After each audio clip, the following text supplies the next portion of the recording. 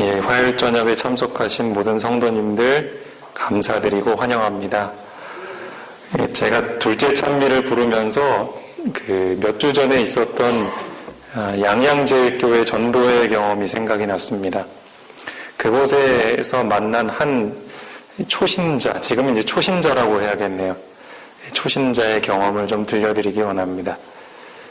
예, 그분은 작년, 그러니까 올해처럼 이 목회자들을 초청해서 전도회를 열 때 그때 이제 침례를 받고 이제 세운 교인이 되신 분입니다. 나이는 저보다 한 3, 4살 정도?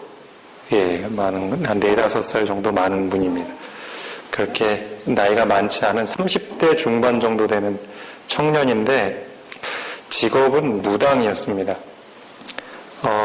제가 얘기를 듣기로는 그 전도회 때 직접 방문해서 만난 사람이 아니고 자기가 제 발로 걸어와서 제발 이 귀신을 좀 쫓아내달라고 목사님께 쫓아왔다고 합니다. 그렇게 연결이 되어서 이제 그 전도회를 통해서 우리 초청받은 목사님들과 성경 공부를 하고 또 그가 마음의 결심을 해서 그때 침례를 받게 된 이후로 그의 외모가 달라지고 삶이 달라졌습니다. 귀신이 떠나고 그리고 그가 말씀을 사랑하는 사람이 되었습니다. 저는 이제 그 얘기만 듣고 침례식 때 물론 저도 그때 보긴 봤습니다. 저는 같은 지역에서 이제 다른 교회에서 전도회를 저도 작년에 했었기 때문에 침례 받는 모습은 봤기 때문에 그 몇 주 전에 봤을 때 이분이구나 라고 이제 제가 알 수가 있었습니다. 그분이 이제 그때부터 시작해서 침례 받은 이후부터 시작을 해서 그 목사님의 그 명령에 따라서 말씀을 읽기 시작하는데 이제 1년 된 신자가 성경 통독을 한번 마치고 대쟁투 총서를 한번 다 읽었습니다. 그분이 정신 지체가 있어서 사실 보통 사람의 지력도 가지고 있지 못합니다. 말도 좀 더듬더듬 하면서 이렇게 하는 분인데 무슨 뜻인지 아냐고 물어보니까 잘은 모른대요. 그런데 다 읽으시더라고요. 그리고 나서 저희가 이제 그때 방문을 갔을 때도 보니까 자기가 한 10만 원이 넘는 예언의 신을 추가로 구입해 왔더라고요. 그걸 또 읽겠다고. 거기엔 또 교회 증언도 있고 하여간 여러 가지 보통 재림교인들도 다 읽어보지 못했을 만한 예언의 신 책들을 다 사와서 이제 자기가 그걸 읽겠다고 합니다. 그때 이제 방문을 해서 저희 목사님 중에 한 분이 설교를 했는데 이제 말씀으로 권면을 했는데 그때 무엇을 얘기했냐면 침례 받은 사람에게 하나님께서 무슨 선물을 주고 싶어 하실까요? 그런 질문을 했습니다. 그랬더니 그 1년 된 초신자 입에서 나오는 말이 늦은 비성령이라는 말 하더라고요.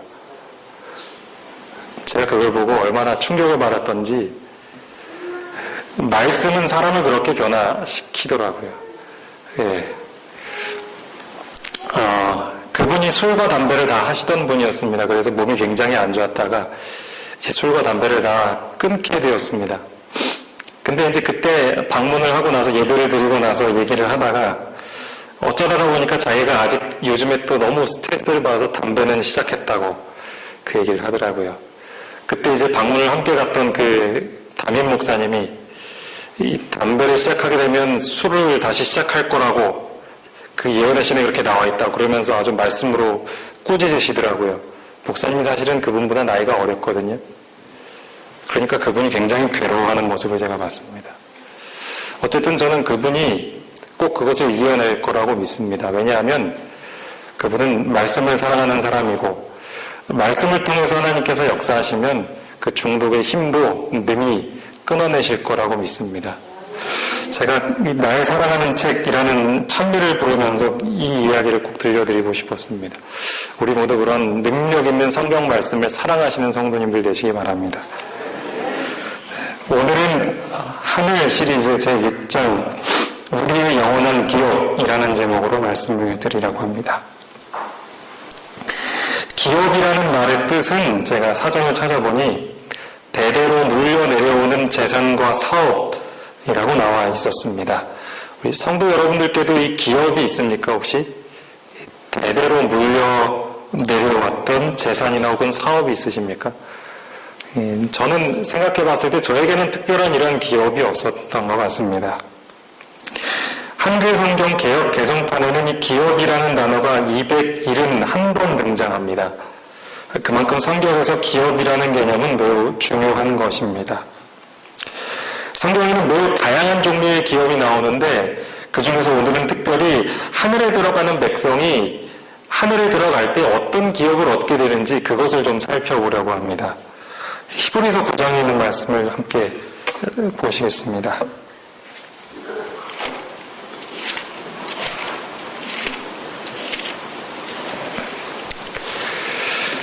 히브리서 9장 15절 말씀입니다.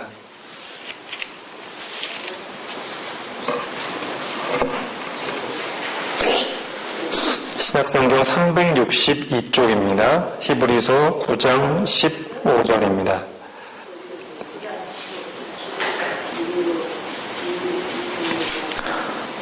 찾으셨으면 함께 읽겠습니다. 시작. 이로 말미암아 그는 새 언약의 중보자시니 이는 첫 언약 때에 범한 죄에서 속량하려고 주구사 부르심을 입은 자로 하여금 영원한 기업의 약속을 얻게 하려 하심이라. 부르심을 입은 자들에게 영원한 기업의 약속이 주어진다고 성경은 말하고 있습니다. 화이트윈도 이 영원한 기업에 대해서 이야기하고 있는데 그것은 매우 가치 있는 것이다 라고 이야기하고 있습니다. 자, 교회 증언 2권 40페이지에 있는 말씀을 읽어드리겠습니다. 불멸의 기업의 가치는 이루 다 형용할 수 없다. 하나님의 아들에 의해 제공된 영광과 부와 명예는 사람이나 천사가 그 가치나 그 탁월성이나 그 장엄함에 대해 적절히 이해할 능력 밖의 것으로서 무한한 가치가 있다. 이 불멸의 기업은 사람이나 그리고 천사까지라도 그 기업이 얼마나 가치 있는 것인지를 이해하지 못할 정도로 무한한 가치를 가지고 있는 것입니다. 그럼에도 불구하고 죄인인 우리에게도 이 귀중한 가치를 가진 기업이 우리의 것이 될 수 있는 어떤 선택권이 우리에게 주어져 있습니다. 이것을 내 것으로 만들 것인가 아니면 거절할 것인가는 바로 우리의 선택에 달려있는 것입니다. 같은 책에 있는 말씀 더 이어서 읽어드리겠습니다. 죄와 타락에 빠진 사람이 이 하늘의 혜택을 거절하고 순종의 생애를 거절하고 자비롭고 은혜로운 초청을 짓밟는다면 눈에 보이는 것에만 급급해서 세상이 무가치한 것을 선택한다면 당장의 쾌락을 위해서 저의 길을 따르는 것이 그들에게 편리하게 보일 것이나 예수께서는 비유 가운데 말씀하신 바를 이행하실 것이다. 그들은 그분의 영광을 맛보지 못할 것이며 다른 부류의 사람들에게 초청이 바래질 것이다. 이 영원한 기업은 굉장히 가치가 있는 것이지만 눈에 보이지 않기 때문에 사람들이 그것을 간과하기가 쉽습니다. 눈에 보이는 것에만 급급해서 세상의 것만을 선택을 하게 된다면 또 우리 눈앞에 있는 쾌락을 위해서 우리가 가는 길을 고집하고 그것을 제쳐둔다면 우리는 그 영원한 기업을 얻을 수가 없게 됩니다. 그리고 예수님께서 비유로 말씀하셨던 것처럼 이 기업을 얻을 수 있는 기회가 다른 부류의 사람들에게 넘어가게 될 것입니다. 우리는 이런 어리석은 선택을 해서는 안 될 것입니다. 그렇다면 우리는 이런 가치가 있는 영원한 기업, 이것을 언제 얻을 수 있을까요? 각시대의 레젠트 322페이지에는 이런 말씀이 있습니다. 그리스도께서 실제로 재림하시기 전에는 그분의 백성들이 그 나라를 받을 수 없다. 그러니까 예수님께서 재림하시고 난 이후에야 우리가 이 영원한 기업이라는 것을 얻을 수가 있다 이 말입니다. 그렇다면 그 이유는 무엇일까요? 왜냐하면 아직 우리는 언젠가는 죽을 수밖에 없는 몸을 가지고 있기 때문입니다. 하나님의 기업은 그에 반해서 영원한 것입니다. 하지만 유한한 우리가 그 무한한 하늘의 기업을 받으면 그것은 아무런 쓸데가 없는 것입니다. 그것은 마치 하루살이에게 수십 년 쓸 수 있는 어떤 귀중한 보석을 주는 것과 마찬가지겠죠. 그에게는 하루만큼 그 가치밖에 없을 것입니다. 그러므로 재림의 때에 하나님의 백성들이 이 영원한 몸으로 바뀌게 되어야지만 이 영원한 기업이 우리의 것이 되는 것입니다. 우리 모두가 죽지 아니할 몸으로 변하게 되어서 이 영원한 기업을 우리 모두가 누리게 되기를 간절히 바랍니다. 성경은 우리가 불멸의 몸을 얻기 위해서 어떠한 준비를 해야 하는지를 설명해 줍니다. 우리 함께 성경 보시겠습니다. 요한복음 6장에 있는 말씀입니다.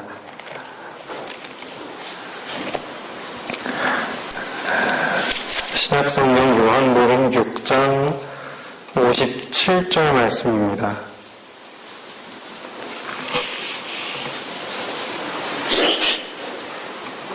요한복음 6장 57절입니다.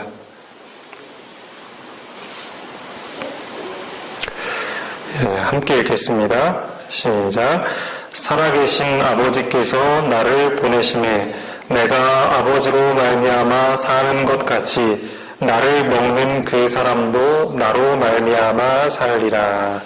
우리가 어떻게 해야지 살 수 있는지를 여기서 알려주고 있습니다. 나를 먹는 그 사람이 나로 말미암아 산다고 말씀하셨죠. 여기서 나는 누구이죠? 예수님입니다. 예수님을 먹어야 우리가 살 수 있다. 즉 영원한 생명을 얻기 위해서는 우리가 예수님을 먹어야 한다라고 하는 것입니다. 그렇다면 이 예수님을 먹는다라는 것이 도대체 무엇인가? 그 방법이 도대체 무엇일까요? 엘렌 G. 화이트 쓴 서신 1907년 82번에 보면 이런 글이 있습니다. 하나님의 말씀에는 우리의 생명보험 증권이 들어있다. 하나님 아들의 살을 먹고 피를 마시는 것은 말씀을 연구하고 말씀이 삶 속으로 들어가 모든 국면에서 순종하는 것을 의미한다. 이와 같이 하나님의 아들에 참여한 자들은 그리스도와 함께 신성에 참여한 자가 된다. 여기 보면 예수님을 먹는 것이 무엇인지를 설명하고 있습니다. 그것은 무엇인가? 말씀을 연구하고 그 말씀이 삶 속으로 들어가서 그 우리 삶 속에 들어간 말씀이 우리를 순종하게 만드는 것, 그것이 바로 예수님을 먹는 것이다 라고 이야기를 하고 있습니다. 우리는 이러한 삶을 살고 있습니까? 우리는 말씀을 연구하고 있습니까? 그리고 우리가 연구한 그 말씀이 우리의 삶 속으로 깊이 들어오고 있습니까? 그 일을 위해서 우리는 말씀을 깊이 묵상하고 있습니까? 깨닫게 된 말씀이 우리를 생활의 모든 면에서 순종하게 하고 있습니까? 만약 우리가 이러한 상태를 살고 있다면 우리도 역시 신성에 참여한 사람이 됩니다. 신성에 참여했다라는 말은 무엇이냐면 하나님께서 영원히 사실 수 있는 생명을 가지고 계시듯이 우리도 영생을 소유하게 된다라는 말입니다. 이러한 사람들에게 바로 재림의 때에 예수님께서 불멸의 몸을 바꿔주시는 것입니다. 그래서 화이트보이는 이 하나님의 말씀 안에 무엇이 들어있다고 표현했냐면 생명보험 증권이 들어있다라고 이야기하고 있습니다. 여러분 생명보험 들고 계신가요 혹시? 네, 사람들은 자신의 생명, 자신이 어떤 질병에 걸릴지 모르기 때문에 만약을 대비해서 보험들을 많이 들죠. 보험 광고도 참 많이 나옵니다. 하지만 우리가 진짜로 들어야 할 생명보험은 바로 하나님의 말씀 안에 있습니다. 그 보험을 드시기 바랍니다. 이제부터는 하늘에 들어가는 백성들이 어떤 기업들을 얻게 되는지를 실제적으로 좀 살펴보겠습니다. 먼저 우리가 얻게 될 첫 번째 기업은 하나님께서 우리를 위해 마련하시는 저택입니다. 요한복음 14장 1절부터 3절에 있는 말씀, 우리가 잘 아는 말씀이지만 함께 다시 찾아서 함께 읽어보도록 하겠습니다. 요한복음 14장 1절부터 3절에 있는 말씀입니다.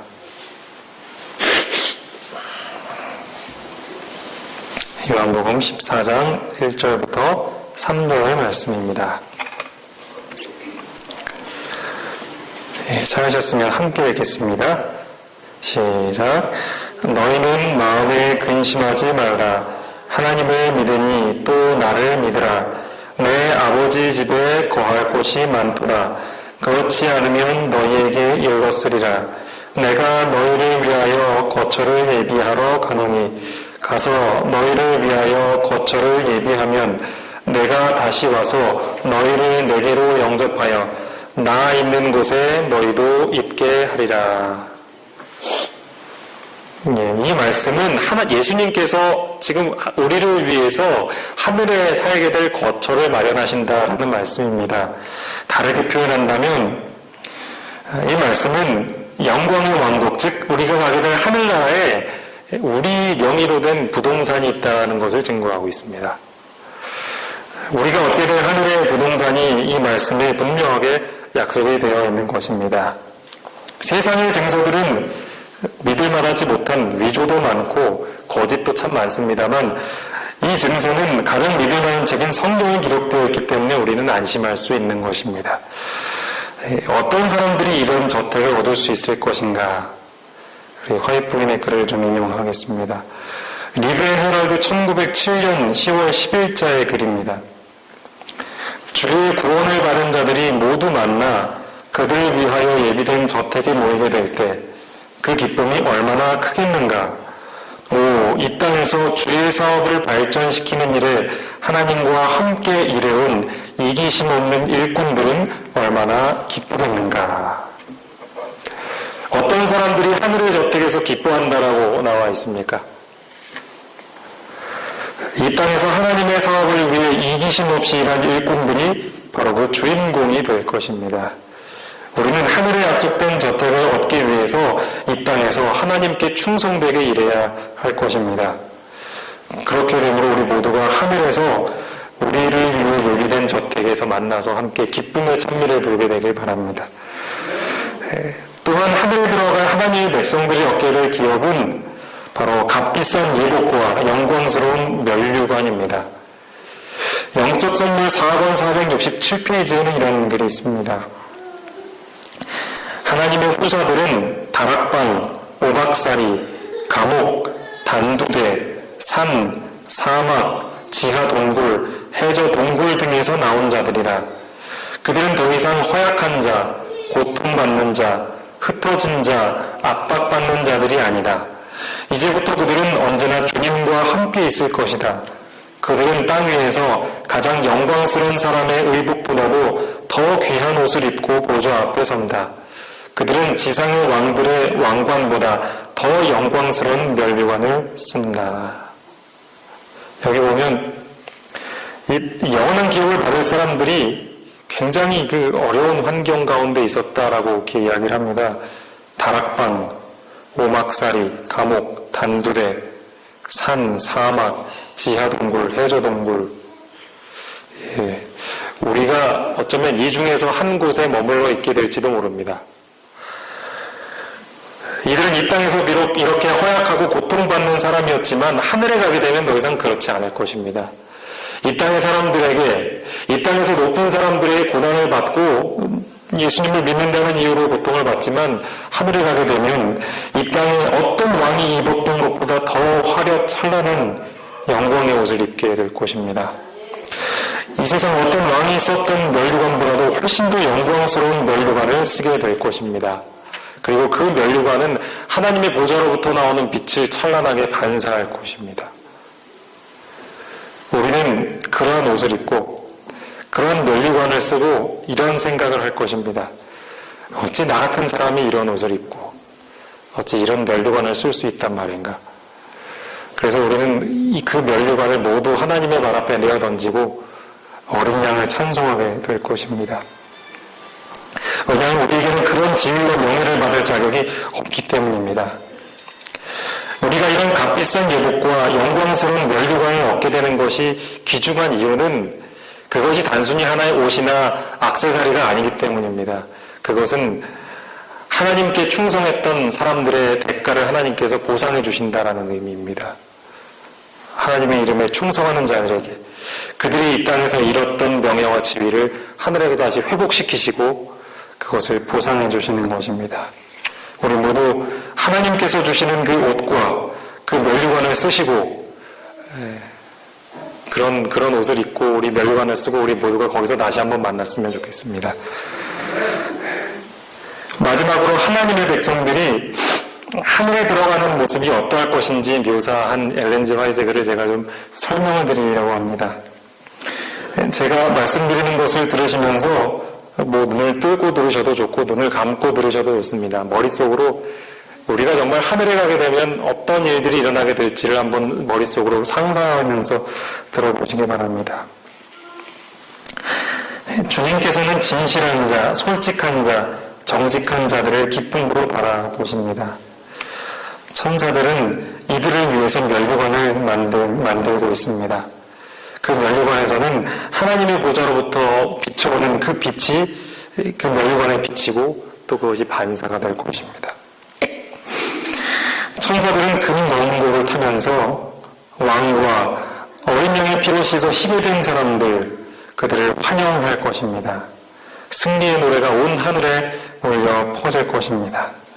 그리스도께서 당신의 고난과 자아 희생이 헛되지 않았다는 증거로 구원받은 자들을 자신의 옆과 뒤에 데리고 하늘 궁전으로 입성하실 것입니다. 셀 수 없는 많은 천사들이 면류관들을 가지고 올 것입니다. 그 면류관에 보면 그곳에 하늘에 들어오게 되는 모든 사람들의 이름이 하나씩 다 써 있습니다. 우리의 이름도 그곳에 써 있겠지요. 예수께서 면류관을 달라고 하십니다. 보좌에 앉아서 천사들에게 면류관을 가지고 오라. 그 면류관을 보고 그 이름을 부르실 것입니다. 그 이름을 부르시고 그 사람이 오면 그 사람의 머리에 그 면류관을 씌워주실 것입니다.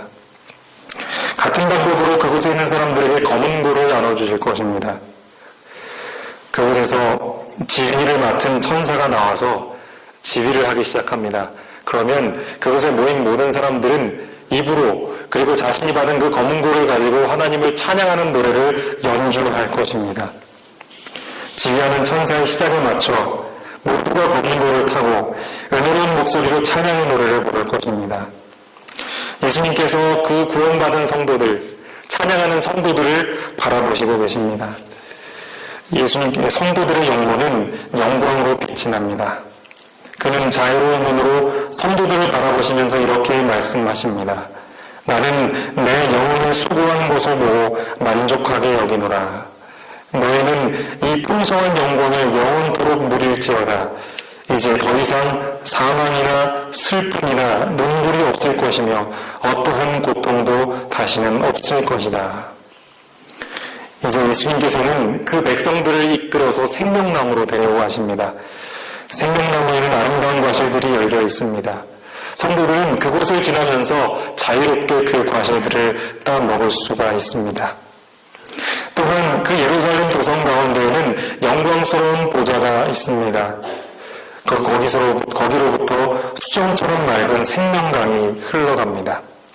그 강 양쪽에는 생명나무가 있고 또 그 강의 양쪽에는 먹음직스러운 과일들이 열려있는 아름다운 나무들이 서 있습니다. 하늘을 묘사하기에는 우리의 언어가 너무나도 빈약할 것입니다. 이 세상의 가장 고상한 언어도 그 하늘을 묘사할 수는 없을 것입니다. 화이트부인은 이 하늘의 광경을 보면서 놀라서 정신을 잃었다라고 했습니다. 그녀는 탁월한 영광과 찬란한 광채에 도취된 채 펜을 놓으면서 이렇게 말했습니다. 오, 이 어떠한 사랑인가? 이 얼마나 놀라운 사랑인가? 예, 우리가 하늘에서 보게 될 광경이 머릿속으로 그려지십니까? 우리 모든 성도님들 이 하늘에 올라가고 싶으셔요? 네. 저는 이 말씀들을 읽으면서 얼마나 읽는 것만으로도 행복했는지 모릅니다. 이것들이 정말 우리 눈앞에 펼쳐진다면 제가 오늘 읽었던 이 말씀이 아마도 그것에서 기억날지 모르겠습니다. 어떻게 그렇게 생생하지 못하게 글을 낭독할 수 있을까 아마 그런 생각을 하실 겁니다. 그 눈앞에 펼쳐진 광경이 너무나 아름다워서 글로 표현하는 것은 진짜 아무것도 아니다라고 생각하시게 될 겁니다. 이 아름답고 귀한 기업이 우리의 것입니다. 이런 모든 특권과 축복이 우리에게 약속이 되어 있는 것입니다. 우리에게 이런 영원한 기업이 약속되어 있습니다. 그렇다면 우리는 이제 어떻게 살아야 하겠습니까? 저는 그것에 대한 대답을 바로 이 글로 대신할까 합니다. 마라나타라는 책의 309에서 310쪽에 있는 글입니다. 우리 모두가 이런 삶을 이 땅에서 살게 되길 바랍니다. 하늘의 것들을 이야기하라. 예수님에 대해, 그분의 사랑스러움과 영광에 대해, 당신을 향한 멈추지 않은 사랑과 당신의 마음을, 당신을 구원하기 위해 돌아가신 그분을 향한 사랑과 감사로 넘치게 하신 것에 대해 이야기하라. 오, 화평 가운데 주님을 만날 준비를 하라. 영광의 면류관은 구속주의 나타나심을 기다리고 사랑하고 고대하는 우리를 위해 놓여져 있다. 여러분, 무언가를 고대하는 사람들은요, 그의 말과 행동을 보면 무엇을 고대하고 기다리든지 알 수 있습니다. 가령 예를 들어 정류장에서 버스를 기다리고 있는 사람들은요, 그 입에서 왜 그 버스 왜 이렇게 안 오나 하는 말을 수도 없이 반복할 것입니다. 우리 얼마 전에 우리 김한영 장로님 가정에 또 경사스러운 일이 있었죠. 결혼을 또 열심히 준비하다 보면 머릿속에나 생각으로나 말로나 계속 우리가 하는 게 뭐냐면 그거 어떻게 준비하지? 그 얘기하죠. 우리가 정말로 하늘의 것들을 얻기를 사모하고 고대한다면 우리의 입에서는 그러한 것들을 말할 것입니다. 이 세상에 있는 것들이 아닌 예수님에 대하여, 하늘의 것들에 대하여 우리가 얘기하게 될 것입니다. 우리가 모였을 때, 두세 사람이 정말 하나님의 이름으로 모였을 때에 우리의 입술에서 이러한 말들이 나오게 되길 간절히 바랍니다. 말뿐만 아니라 우리의 평소 삶에서도 우리가 얻게 될 이 하늘의 것들을 생각하고 그것들을 얻기를 간절히 고대하는 마음이 우리의 삶을 바꿔놓게 되기를 간절히 바라면서 오늘 말씀을 마치겠습니다.